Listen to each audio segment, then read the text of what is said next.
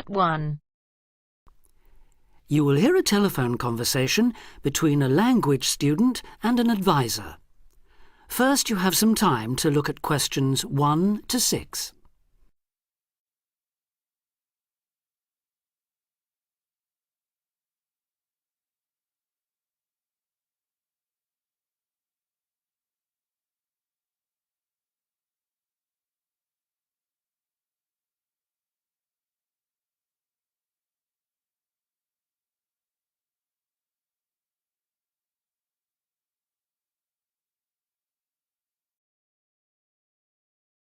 Now we shall begin.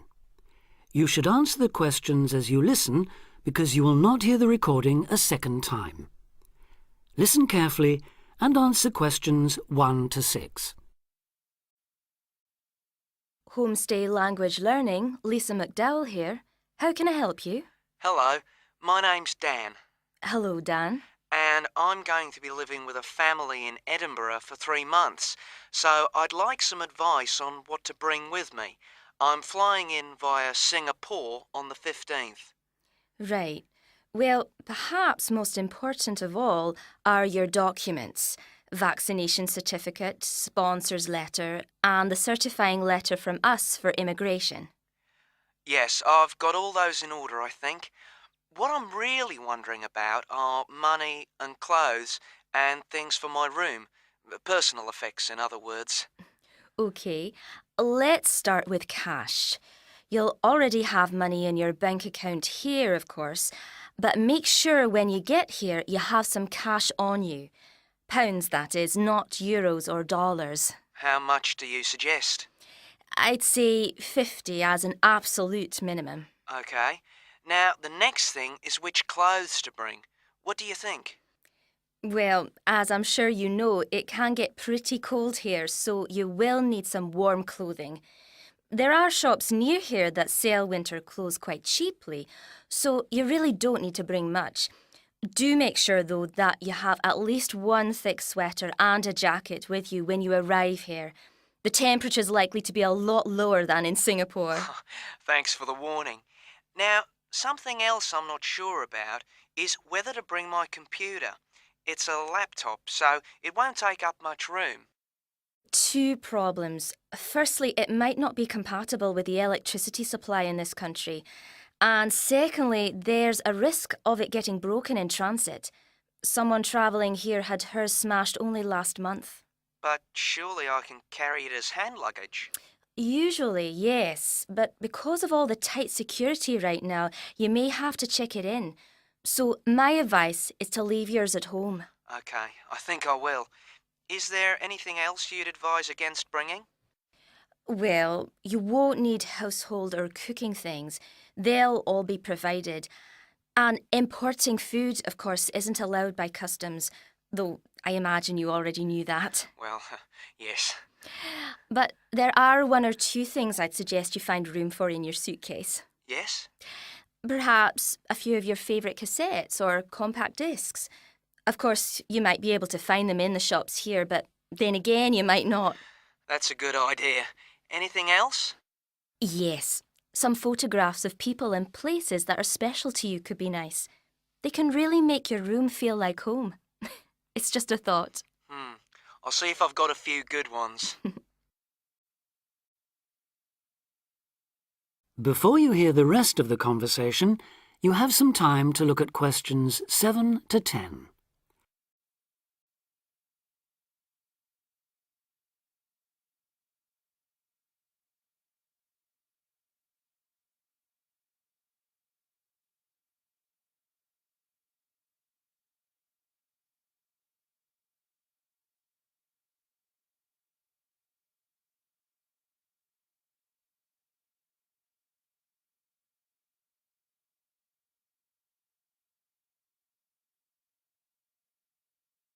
Now listen and answer questions 7 to 10. Just a few points about packing. Make sure all your cases are clearly labelled, in English, with your host family's name and address. Just in case they go missing on the way. It has been known to happen. What name do I write, by the way? It's Wark. Lewis and Amy Wark. So that's W-A-L-K? It's actually WARK. But we'll be posting full details to you later this week. Right, fine. And I'd better put some essentials in my hand luggage, enough for a night or two in case, as you say, anything happens to my main cases. Yes, I'd recommend a change of t-shirt and socks and so on, plus any medication you may need, and a toothbrush, of course. And my tights. Your tights? Yes, for the flight. Wearing them helps prevent deep vein thrombosis when you're flying long distances, not getting any exercise. Oh yes, I've heard about that. Now, talking about exercise, there's one last thing.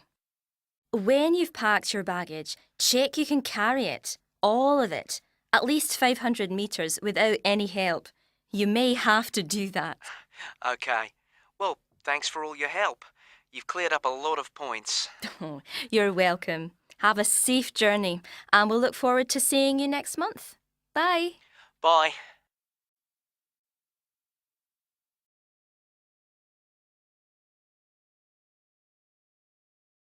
That is the end of part 1.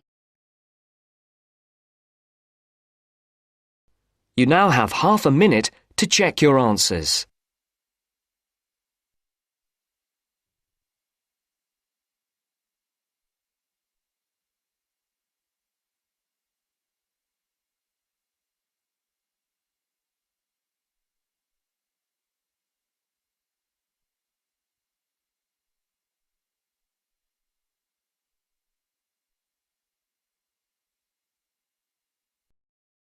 Now turns to part 2. Part 2. You'll hear a lecturer talking to students about the ozone layer and CFCs. First, you have some time to look at questions 11 to 17.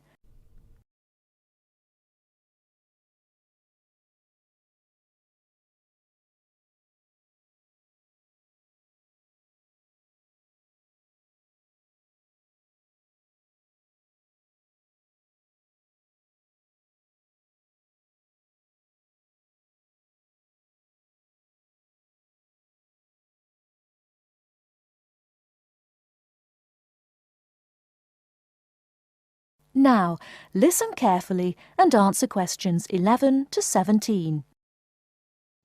Today, it is well known that CFCs, or chlorofluorocarbons, can do immense damage to the ozone layer, which protects the Earth from harmful radiation from the sun. However, it was as recently as the mid-1970s when the connection between CFCs and ozone layer destruction was first established.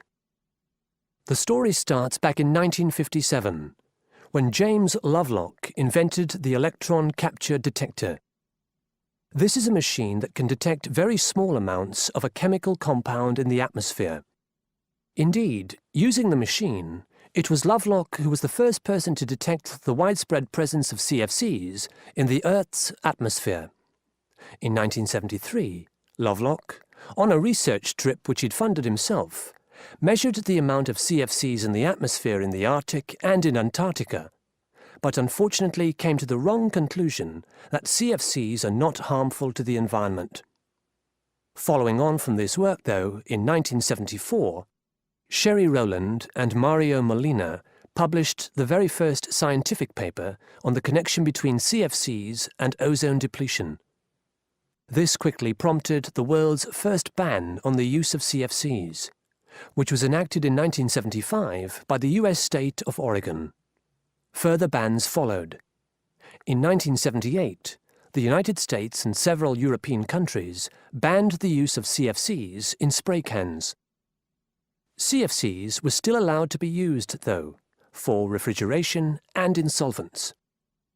It was in the mid-1980s that scientists in Antarctica observed a huge depletion in the ozone layer above them, often called the hole in the ozone layer. This led, in 1987, to the signing of the Montreal Protocol, which called for further reductions in the production and use of CFCs, and then, 2 years later, to a European Union agreement to ban the production of all CFCs by the end of the century. Before you hear the rest of the talk, you have some time to look at questions 18 to 20.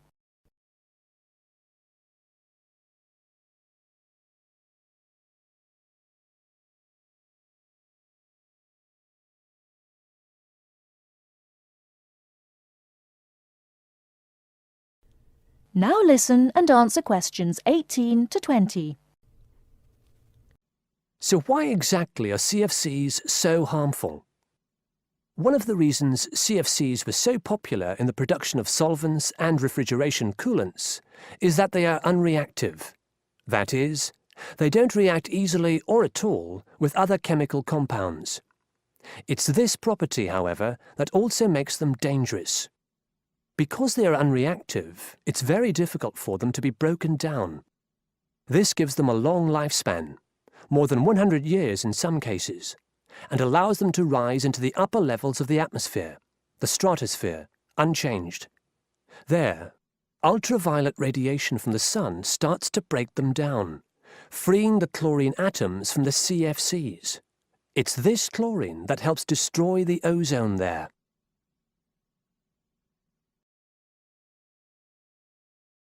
That is the end of part 2.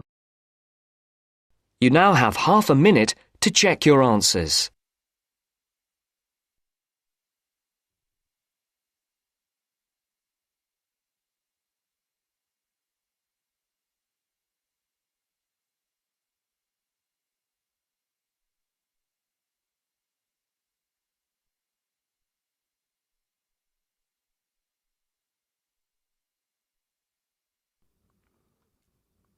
Now turn to Section 3. Section 3. You will hear a discussion between two students and their tutor. First, you have some time to look at questions 21 to 25.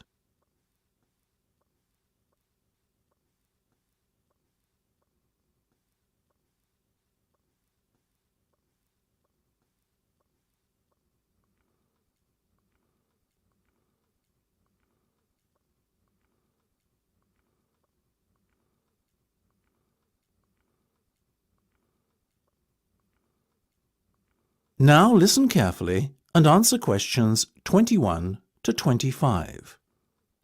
Okay, guys. First off, well done. That was a very good presentation yesterday. Now I'm just going to ask you questions about it before I give you my feedback. That okay? Sure. Of course. Right. Well, in that case, tell me, Niall, why did you choose to talk about Rafael Nadal? To tell you the truth, I didn't. I think I'd better let Sheena handle this one. Sheena? Yes, it was my decision to pick Nadal. Now, that might be a strange choice for a presentation entitled Someone Who Inspired Me to Study Psychology, but... Yes, but I was going to say, it does seem rather an odd choice. Was it simply down to the fact that he's a sporting hero of yours and so a role model? You talk about him a lot, Sheena, so this much is clear. It's true. Nadal is someone I look up to, but my reasons for choosing him were totally professional. You see, I doubt perhaps in the history of tennis that there was ever a better match player than him, and that got me thinking, what is the secret to his success? How does he control his nerves so splendidly? The more we started to look into his background, the more I realised Sheena was right. Nadal was a perfect candidate for this study. He is, on so many levels, a very well-balanced character, and it was fascinating to gain an insight into the mind of this great champion over the last few weeks. I'll admit that I was at first somewhat unsure about whether or not I should back Sheena on this one, but it didn't take long for our research to put us at ease. So, while most of the students were researching Freud and other visionaries in the field of psychology and psychoanalysis, you were looking into a present-day sports star? Does that not strike you as a little odd? Of course, we knew it was a risk. After all, there was a danger that no one, least of all you, would take us seriously when we stood up on stage and started our presentation. That said, I think it is in the spirit of psychology to be inquisitive and adventurous and not just stick to the conventional. Otherwise, how would the field have come so far, as it has done already? Well, I must say, your risk certainly paid off. Yours was, without a shadow of a doubt, the most interesting and original presentation I saw. And judging by the reactions of the other students, I would have to say that everyone else was equally impressed. Thank you. I'm so glad you think so. Yes, but notwithstanding your excellent presentation content, we must remember that the marks for this project are awarded based on a number of criteria, and we'll examine those in a few minutes. But first, another question. Where did you find your sources? Well, and I don't quite know how we managed it, but we were able to secure a face-to-face interview with Nadal while he was over here for the Wimbledon Tennis Championship, so we weren't reliant on newspaper articles and interviews or any other forms of secondary sources. We did, however, find the library's sports archive an invaluable backup aid to help us fill in the gaps and piece together our interpretation of what makes Nadal such a mentally strong champion. Before you hear the rest of the discussion, you have some time to look at questions 26 to 30.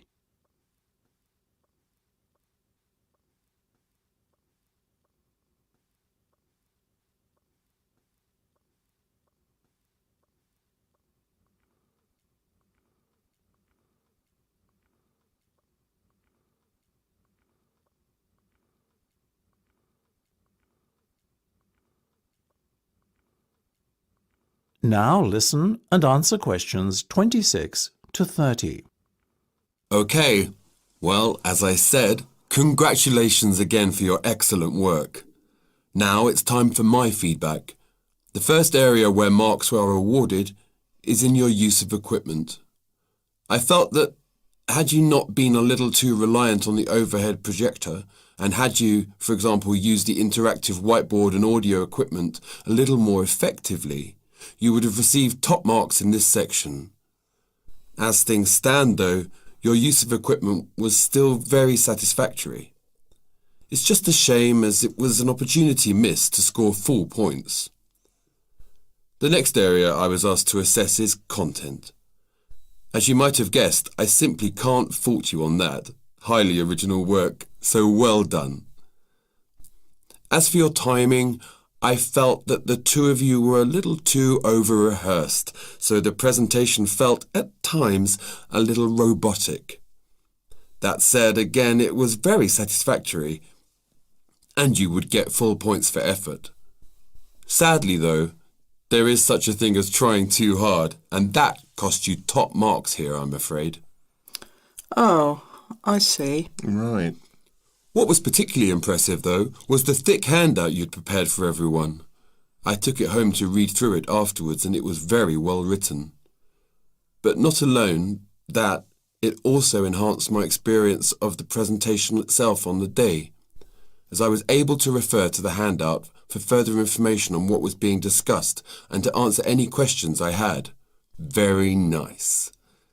As for your level of interaction, well, you had so much that you were intent on packing into your 20-minute time slot that sadly you run out of time at the end, which left no room whatsoever for interaction and no one had the chance to ask you any questions. You've probably guessed, therefore, that you did worse than average in this department and, unfortunately, your score will have to reflect this. Oh my goodness, everything sounded so positive at the start. That is a big disappointment. We worked so hard. Now, don't be so quick to get deflated. Remember, your presentation skills only count for 15% of the project grade. Your score in this assessment, even if it were terrible, would still not be enough to prevent you from getting top marks overall. It's very hard to score well in the presentation assessment anyway, so believe me, you both did reasonably well. Thank you. I wish I felt like that. Yes, your feedback was very constructive. We're just a little disappointed with ourselves. Why? That's the end of section 3. You have half a minute to check your answers.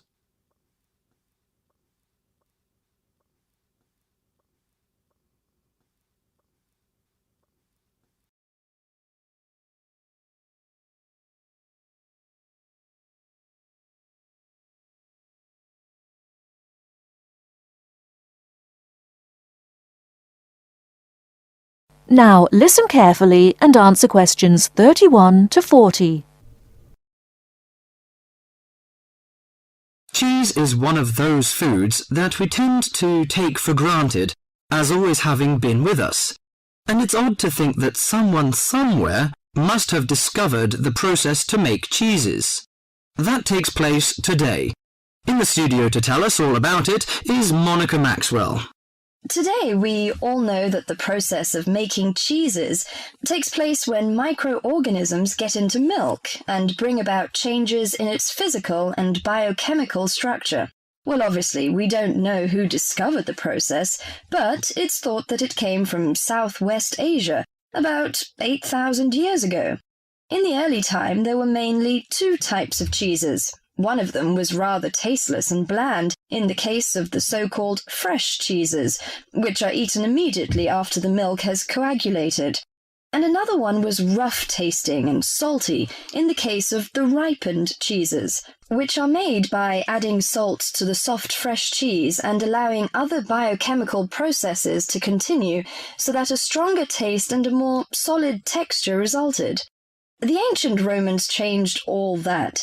They were great pioneers in the art of cheese-making, and the different varieties of cheese they invented and the techniques for producing them spread with them to the countries they invaded. This spread of new techniques took place between about 60 BC and 300 AD.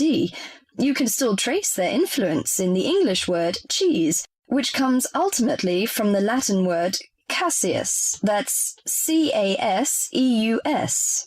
At this stage in history, people weren't aware in a scientific way of the role of different microorganisms and enzymes in producing different types of cheese, but they knew from experience that cheese's tastes were relevant to something.